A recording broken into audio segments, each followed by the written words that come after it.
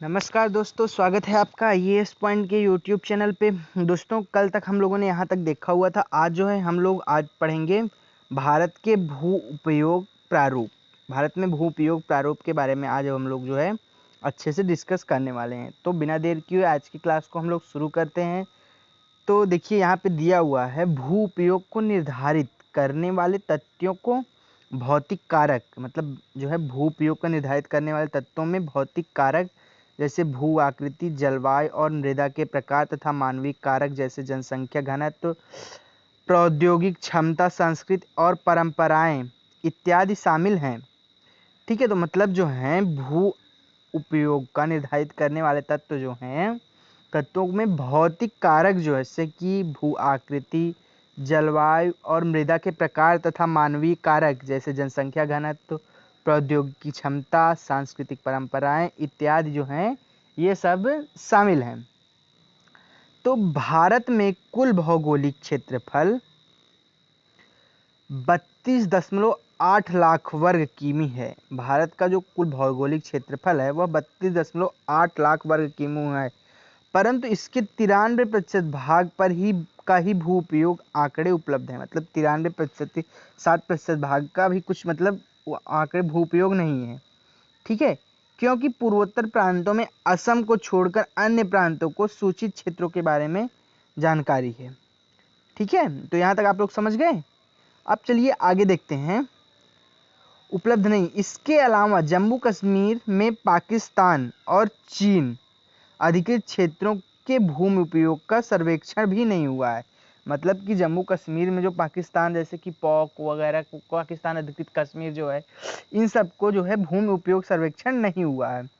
ठीक है, इस वजह से इतने नहीं हैं, 93% हैं। अस्थायी चारागाहों के अंत में, मतलब अस्थायी चारागाहों के अंतर्गत भी भूमि कम हुई है। पशुधन को की इतनी बड़ी संख्या के लिए चारा उपलब्ध कराने जैसे कैसे समर्थ होगा। मतलब कि पशु, देखो भारत कृषि प्रधान देश है और हर किसान के पास जानवर, मतलब पशु, एक दो पशु, गाय, भैंस, भेड़, बकरी, तमाम तरह के पशु जो हैं पालतू, उनमें से कोई न कोई जरूर होंगे। तो इसके लिए चारा उपलब्ध कैसे कराया जाए, कैसे समर्थ होंगे, इसके परिणाम कैसे क्या होंगे, मतलब क्या परिणाम होंगे। वर्तमान परती भूमि के अतिरिक्त अन्य परती भूमि अनुपजाऊ हैं। इन पर फसलें उगाने के लिए कृषि लागत बहुत ज़्यादा है।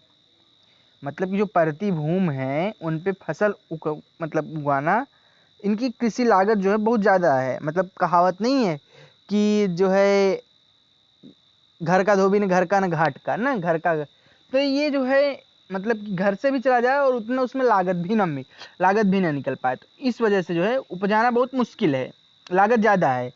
तो इससे जो है यहाँ पे प्रॉब्लम्स होंगी। इस वजह से जो है यहाँ पे प्रॉब्लम्स होंगी, इस वजह से नहीं होगा। अतः इन दो भूमि को 3 वर्षों या इससे अधिक 2 बार में बोया जाता है। यदि इसे शुद्ध बोए गए क्षेत्रों में शामिल कर लिया जाता है तब भी भारत की कुल सूचित क्षेत्रों में लगभग 54% हिस्सों पर ही खेती हो सकती है, अगर इनको भी शामिल कर लिया जाता है तो। ठीक है, शुद्ध बोए गए क्षेत्र जो है, क्षेत्र का प्रतिशत भी विभिन्न राज्यों में भिन्न भिन्न है। मतलब जो क्षेत्र हैं बोए गए उनमें भी हर राज्यों में अलग अलग है, भिन्न भिन्न है। पंजाब और हरियाणा में 80% भूमि पर खेती होती है। पंजाब और हरियाणा जो हैं उनमें 80% भूमि पर ही क्या होती है, खेती हो पाती है। परंतु प्रदेश मिजोरम, मणिपुर, अंडमान निकोबार द्वीप समूह में 10% से कम क्षेत्र में बोया जाता है। मतलब कि जो है पंजाब और हरियाणा में जो है 80% भूमि पर खेती होती है, परंतु अरुणाचल प्रदेश, मिजोरम, मणिपुर, अंडमान निकोबार द्वीप समूह क्षेत्र में जो है क्या होती, कितने प्रतिशत खेती होती है, तो सिर्फ 10% खेती हो पाती है वहां पे। ठीक है, तो हमारे देश की वन नीति 1952, जो हमारे देश की वन नीति है, राष्ट्रीय वन नीति 1952 में लागू हुई थी। ठीक है, ये याद रख लीजिएगा। राष्ट्रीय वन नीति कब लागू हुई थी, तो राष्ट्रीय वन नीति अपने देश में जो है 1952 में लागू हुई थी। 1952 के राष्ट्रीय वन नीति के द्वारा निर्धारित वनों के अंतर्गत 33% भौगोलिक क्षेत्र वांछित है। ठीक है, मतलब राष्ट्रीय वन नीति के द्वारा 33% भौगोलिक क्षेत्र वांछित है। इसकी तुलना में वन के अंतर्गत क्षेत्र काफी कम है।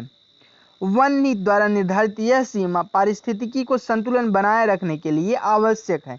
मतलब जो ये सीमा निर्धारित की गई है, यह जो है पारिस्थितिकी संतुलन जो है हमारा, उसको बनाए रखने के लिए अति आवश्यक है। वन क्षेत्रों के आसपास रहने वाले जो हैं लाखों लोगों की आजीविका इस पर निर्भर करती है। जो वन क्षेत्र हैं इन पे इनके आसपास जो है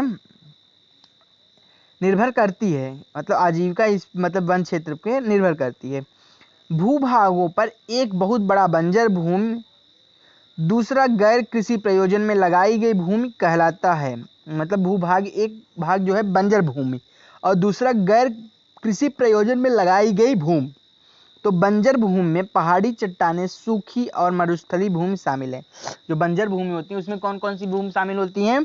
तो बंजर भूमि में शामिल होती हैं चट्टानें, सूखी चट्टानें, मरुस्थल भूमि शामिल। गैर कृषि प्रयोजन में लगाई गई भूमि में, मतलब जो गैर कृषि प्रयोजन भूमि होती है उसमें लगाई गई भूमि में जो है बस्तियां, सड़कें, रेलगाड़ी, उद्योग इत्यादि आते हैं। लंबे समय तक लगातार भूमि संरक्षण प्रबंधन की अवहेलना करने एवं लगातार भू उपयोग के कारण भू संसाधनों का निम्नीकरण हो रहा है।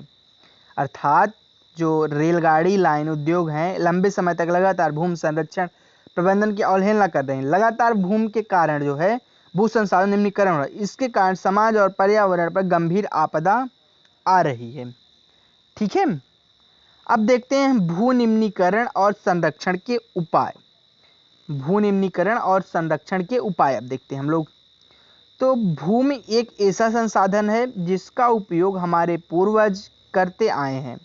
मतलब भू संसाधन एक ऐसा उपयोग है जिसका उपयोग जो है हमारे पूर्वज लगातार करते आए हैं। भावी पीढ़ी भी इस भूमि का उपयोग करेगी।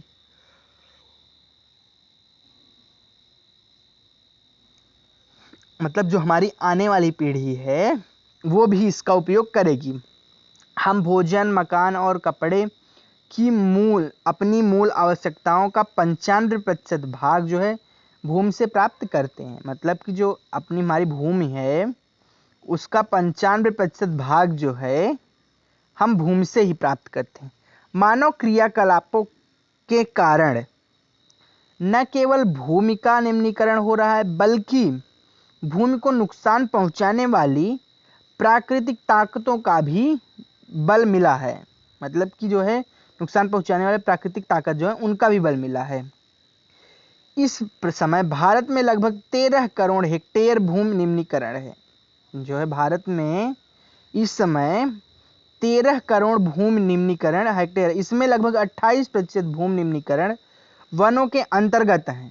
मतलब 13 करोड़ हेक्टेयर भूमि जो है निम्नीकृत है, इसमें से जो है 28% भाग में निम्नीकृत वनों के अंतर्गत हैं। 56% जल अपर्दित हैं और शेष क्षेत्र लवणी और क्षारीय हैं। कुल मानव की क्रियाओं के वनोन्मूलन, अति पशुचारक खनन ने भी ये भूमि निम्नीकरण का मुख्य भूमिका निभाई है। ठीक है, तो अब हम लोग देख लेते हैं भारत की बंजर भूमि। तो यहाँ पे हम लोगों को देख सकते हैं कलर के हिसाब से हम लोग मिला सकते हैं। जल अपर्दित क्षेत्र जो है वो कौन सा है? अभी मैंने यहाँ पे आपको क्या बताया, कितने प्रतिशत जल अपर्दित क्षेत्र है? तो जल अपर्दित क्षेत्र जो 56% है। तो यह जो ऊपर बताया था उसी अकॉर्डिंग यहाँ पे सब है। वनों का निम्नीकृत क्षेत्र कितना है? तो ऊपर मैंने बताया कितना वनों का निम्नीकृत क्षेत्र है। तो वनों का जो निम्नीकृत क्षेत्र है वो है 28%। तो देखिए यहाँ पे 28% वनों का निम्नीकृत क्षेत्र है। लवणी और क्षारीय क्षेत्र कितना हमने बताया था अभी? तो देखते हैं ऊपर लवणी और क्षारीय क्षेत्र कितना है हमारा। तो लवणी और क्षारीय क्षेत्र जो है ये देख सकते हैं, हमारा लवणी क्षेत्र जो है वहाँ पे दिया नहीं है। तो लवणी क्षेत्र जो है हमारा 6% है और वायु द्वारा अपर्दित क्षेत्र जो है 10% होती है। इस प्रकार जो है हमारी बंजर भूमि भारत की भूमि है। ठीक है, अब चलिए आगे देखते हैं हम लोग। खनन के उपरांत खदानों वाले स्थानों को गहरी खाइयों और मलबों के साथ खुला छोड़ दिया जाता है। खनन के कारण झारखंड, छत्तीसगढ़, मध्य प्रदेश और उड़ीसा जैसे राज्यों में वनोन्मूलन भूमि निम्नीकरण का कारण बना है। गुजरात, राजस्थान, मध्य प्रदेश और महाराष्ट्र में अति पश्चारक भूमि निम्नीकरण का मुख्य कारण है। ठीक है, पंजाब, हरियाणा, पश्चिमी उत्तर प्रदेश जैसे राज्यों में अधिक सिंचाई भूमि निम्नीकरण के लिए उत्तरदायी है। अति सिंचन के उत्पन्न जलाक्रांतता भी भूमि निम्नीकरण के लिए उत्तरदायी है। ठीक है, जिससे मृदा में लवणीयता और क्षारीयता बढ़ जाती है। खनिज प्रक्रियाएं जैसे सीमेंट उद्योग और चूना पत्थर और पीसना बर्तन मृदा बर्तन उद्योग में चूने और सेलखड़ी का प्रयोग बहुत ही अधिक मात्रा में वायुमंडल के धूप विसर्जित होती है। जब इसकी परत पर भूमि पर जम जाती है तो मृदा की जल सोखने की प्रक्रिया अवरुद्ध हो जाती है। पिछले कुछ वर्षों से देश के विभिन्न भागों में औद्योगिक जल निकाय से बाहर आने वाली अपशिष्ट पदार्थ भूमि और जल प्रदूषण का मुख्य स्रोत है। ठीक है, तो यहाँ तक आप लोग समझ गए। भूमि निम्नीकरण की समस्याओं को सुलझाने के लिए के कई तरीके हैं। मतलब भूमि निम्नीकरण जो है उसके सुलझाने के कई तरीके हैं। पहला जो वनोरोपण और चारागाहों को उपरोक्त जो है चारागाहों को उचित प्रबंधन इनमें कुछ हद तक मदद कर सकते हैं। मतलब कि जो वनोरोपण है और चारागाह उचित प्रबंधन इसमें जो है वो काफ़ी हद तक मदद कर सकते हैं। पेड़ों के रक्षक मेखला पशुचारण नियंत्रण और रेतीली टीले कांटेदार झाड़ियां लगातार स्थिर बनाने की प्रक्रिया में भी भूमि कटाव की रोकथाम की जा सकती है।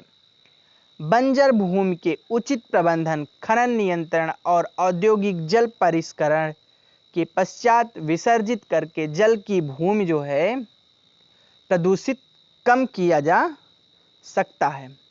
ठीक है दोस्तों, तो अब देखते हैं हम लोग जो है मृदा संसाधन के बारे में। किसके बारे में देखते हैं? अब हम लोग देखेंगे कि मृदा संसाधन क्या है। आखिर मृदा संसाधन जो है वो आखिर क्या है मृदा संसाधन?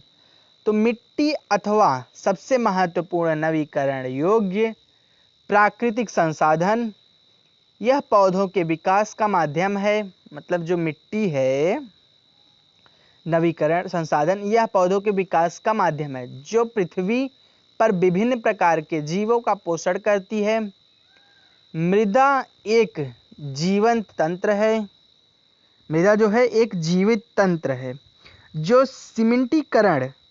सेंटीमीटर गहरी मृदा बनने में लाखों वर्ष लग जाते हैं। मतलब कुछ सेंटीमीटर गहरी मृदा बनने में कितने वर्ष लग जाते हैं? लाखों वर्ष लग जाते हैं, याद रखिएगा। मृदा बनने की प्रक्रिया में उच्चावच जल मतलब उच्चावच जनक क्षेत्र मतलब उच्चावच जनक शैल अथवा संस्तर शैल, जलवायु, वनस्पति और जैव पदार्थ और कुछ मुख्य कारक हैं। ठीक है, प्रकृति के अनेकों तत्व जैसे तापमान परिवर्तन, बहते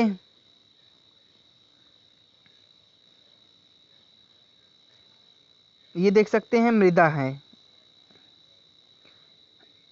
ये जो नीचे का है ऐसे मतलब छोटे छोटे देख रहे हो बन रहे हैं, ये अपक्षय रहित आधारी चट्टानें हैं। ठीक है, और ये हैं अर्ध स्तरीय आधारी चट्टानें, और ये है जो है उपमृदा अपक्षयी चट्टानें, बालू, गाद व मृत्तिका, और ये हमारे हैं ऊपरी संस्तर की मृदा।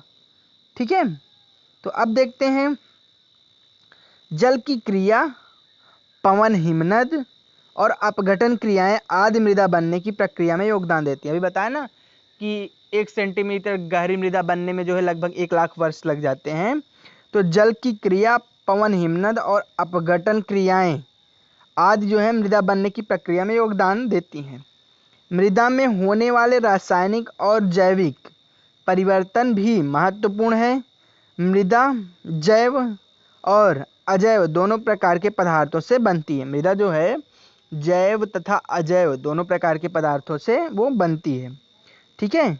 मृदा बनने की प्रक्रिया को निर्धारित करने वाले तत्वों उनके रंग, गहराई, गठन, आयु व रासायनिक और भौतिक गुणों के आधार पर भारत की मृदाओं को निम्नलिखित प्रकारों में बांटा जा सकता है। ठीक है। तो अब बात करते हैं मृदाओं के वर्गीकरण का। मृदाओं के वर्गीकरण के बारे में दोस्तों हम लोग जो है कल डिस्कस करेंगे। तो बस आज के लिए इतना ही। कल आपसे यहाँ से हम लोग यहीं से देखेंगे मृदाओं का वर्गीकरण। ठीक है। तो पढ़ते रहिए, मस्त रहिए और व्यस्त रहिए। मिलते हैं कल नेक्स्ट क्लास में आप लोगों से। तब तक के लिए bye bye and take care.